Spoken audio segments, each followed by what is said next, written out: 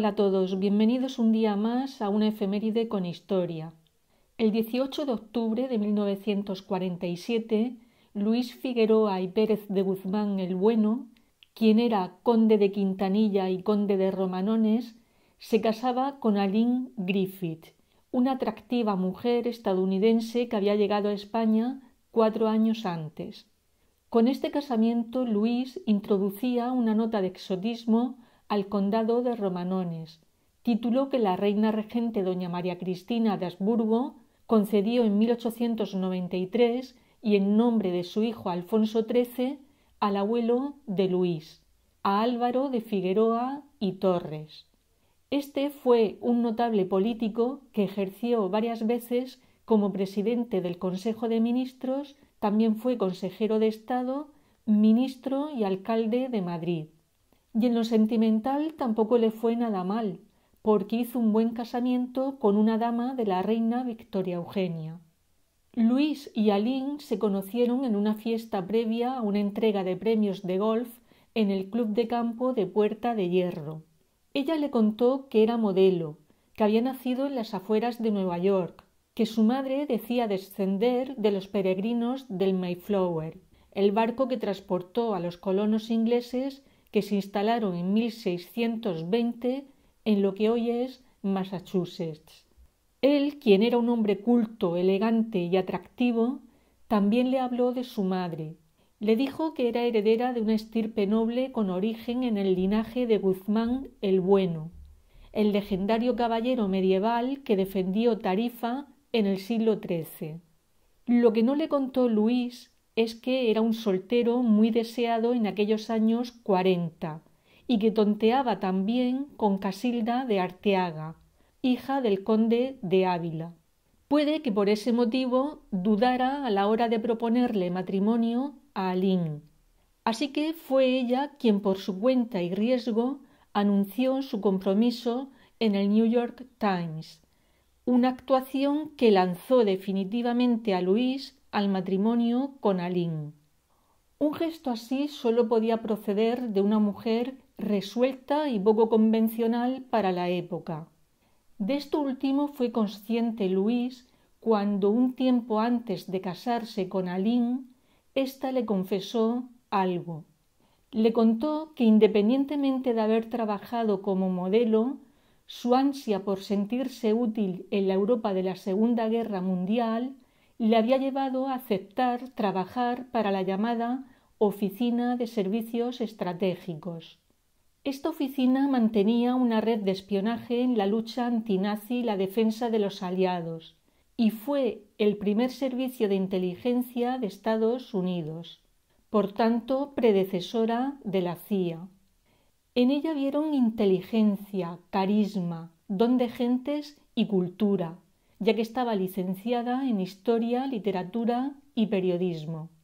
La entrenaron en un lugar conocido como La Granja, en Maryland. Allí le enseñaron a manejar armas, a saltar en paracaídas y a matar a alguien con un simple periódico enrollado. Con esa formación aterrizó en Madrid en 1944 y en esos años 40 el espionaje impregnaba cada rincón de Madrid. En las calles los porteros eran sobornados para vigilar a inquilinos sospechosos. Los taxistas actuaban como informantes improvisados y durante la noche coincidían en fiestas, tabernas y tablaos flamencos agentes alemanes, espías de distintas nacionalidades, aristócratas, folclóricas y toreros, como fue el torero Juan Belmonte, a quien Aline conoció solo un día después de llegar a Madrid. Coincidieron en una actuación de la folclórica Lola Flores. El torero quedó prendado de Aline, le regaló un traje de luces y no le faltaron flores y bombones durante años, regalos que no fueron suficientes como para conquistar su corazón.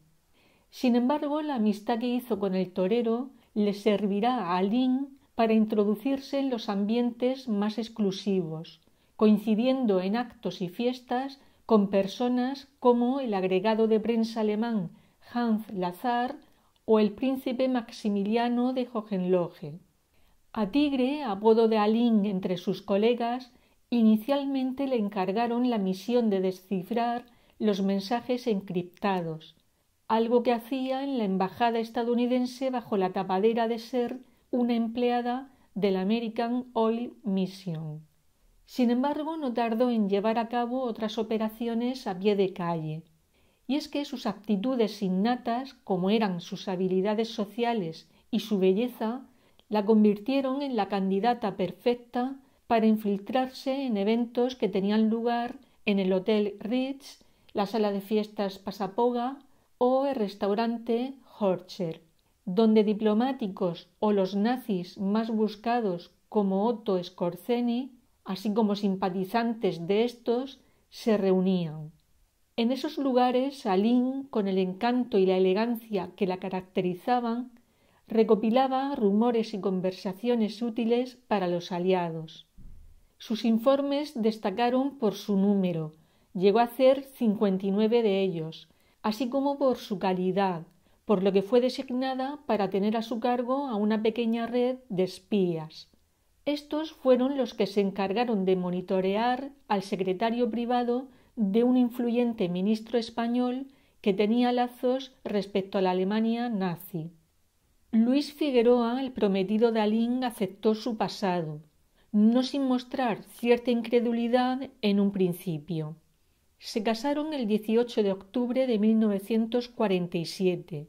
Eligieron para ello la iglesia de San Fermín de los Navarros, una iglesia que se identificaba plenamente con lo que Alín representaba, la elegancia y la discreción, aunque hay que decir que la discreción la perdió el día del enlace, porque un pretendiente de Alín, despechado, irrumpió en el templo con una pistola, suerte que fue reducido por los propios invitados. Se trataba de Benito Llambí, el embajador argentino en Suiza. La nobleza española vieron a Alín con cierto recelo. Extranjera, moderna, había estado viviendo sola y además trabajaba, algo inusual para una mujer de su posición. Luis le pidió que dejara de trabajar, a lo que ella accedió por amor. De la mano de Luis, Alín se introdujo en la jet set mundial. Entabló amistad con presidentes de Estados Unidos como fueron Richard Nixon y Ronald Reagan, con actrices como Ava Gardner o Audrey Hepburn, de quien llegaría a confesar sentirse celosa. Jacqueline Kennedy, la duquesa de Alba, o Eduardo, duque de Windsor, y su esposa Wallis Simpson, se añadían a la lista de celebridades que llegó a conocer, por mencionar solamente algunas de esas amistades. Con esta última, con Wallis Simpson, cultivó una gran amistad. Prueba de ello es que a su muerte legó a Alín un reloj de pulsera y un brazalete de diamantes, pero sin duda la joya que más representaba a Alín era un collar de esmeraldas, collar que en su día había pertenecido al hijo del Maharajá de Kapurthala y de su esposa la bailarina española de cuplés Anita Delgado. Hago un pequeño inciso para comentaros que sobre cómo llegó a convertirse Anita en su esposa hice un vídeo del que os dejaré el enlace en la descripción. Seguimos. El cuello de Alín no será el último que luzca ese collar, porque fue adquirido en una subasta por Corina, amante del rey de España don Juan Carlos I, dándose la circunstancia de que Casimir, el exmarido de Corina, es sobrino de Luis y de Alín.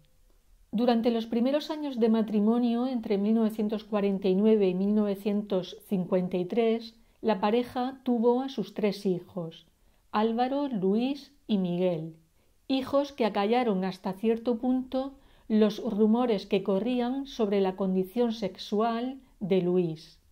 Unos venían al mundo y otros se iban, porque más adelante se produjo un fallecimiento en la familia, la muerte del suegro de Alín, con lo que ella y su esposo sumaron al condado de Quintanilla el de Romanones, en alusión a un municipio de la provincia de Guadalajara.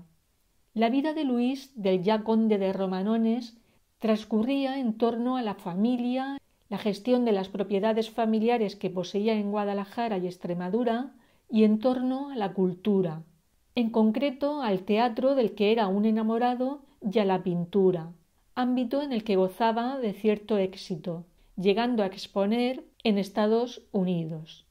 En aquel país Alin también adquirió cierta fama, ya que a partir de 1955 y durante un quinquenio pasó a figurar en el llamado Museo de la Fama, siendo considerada una de las damas más elegantes del mundo.